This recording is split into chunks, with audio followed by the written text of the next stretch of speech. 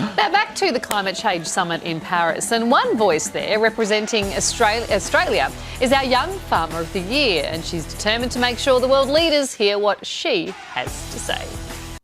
28-year-old Anika Molesworth loves working the land. She helps run her parents' sheep farms in Broken Hill and dreams of a farm of her own. I love the diversity of it. I love the challenges. Every day I'm learning something new. One thing she's learnt, both as a farmer and studying for her Masters in Sustainable Agriculture, is the need to adapt to changing climate conditions. We manage 60% of Australia's land mass, so we live and work with the environment. And as the climate changes, the way that we work and produce food has to change as well. And this is a message Anika is taking to the UN climate talks in Paris, where she'll be presenting on behalf of young farmers. We're the next generation of food producers, and I see climate change is our greatest challenge. In the face of rising temperatures and decreasing rainfall in Broken Hill, her family has set up conservation areas to protect rare plant species from the added pressure of grazing. Agriculture is very critically balanced on a predictable climate, and that's exactly what climate change is challenging. So our farmers are in the front line of encountering and dealing with the changes in their climate.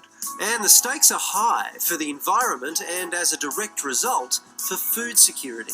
It's likely that the quality of food is going to decrease, the availability of food is going to decrease, and the prices are going to rise.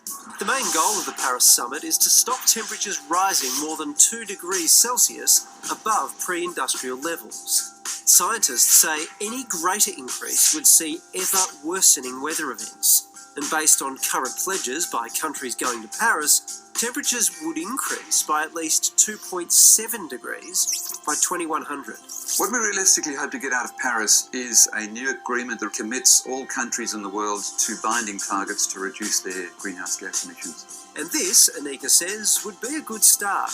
I'm optimistic that Paris can change the trajectory that we are currently on. The Australian government is promising to reduce our emissions by 26 to 28% by 2030, as well as other measures. Everybody can go there and make a statement of intent and flowery statements about wonderful things that might happen in the future.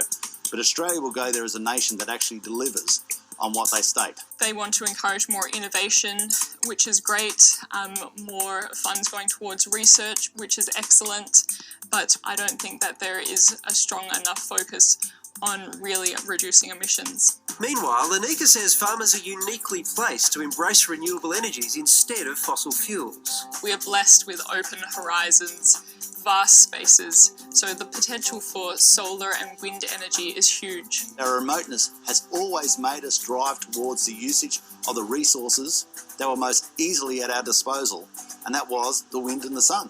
And on top of the environmental benefit, it can make good business sense for farmers. On our property we have solar panels and it has been fantastic. We have reduced our electricity bills by 70%. My vision in 5 to 10 years is that we see renewable energies across the countries, powering local communities, powering farms, and having a greener production system. Well, I admire her youthful optimism, but I mean, as we saw with Copenhagen, which was basically a waste of time and a whole lot of hot air, I suspect the same thing's going to happen in Paris. Why do you think that, though? Because it's a different circumstance now. US and China have reached an agreement. Lots changed. The science is more developed. I think the sense of urgency is more there. Rightly or wrongly, I think the terror attacks have gotten in the way, and I think that will sort of overlay on what happens in those discussions, and I think the leaders themselves will be distracted. Behind the scenes, some stuff might happen, but I'm not as optimistic as her. Well, good luck to her anyway. Absolutely. Having someone there who's seen the effects firsthand too is really good. Time for a break. We'll see you on the other side.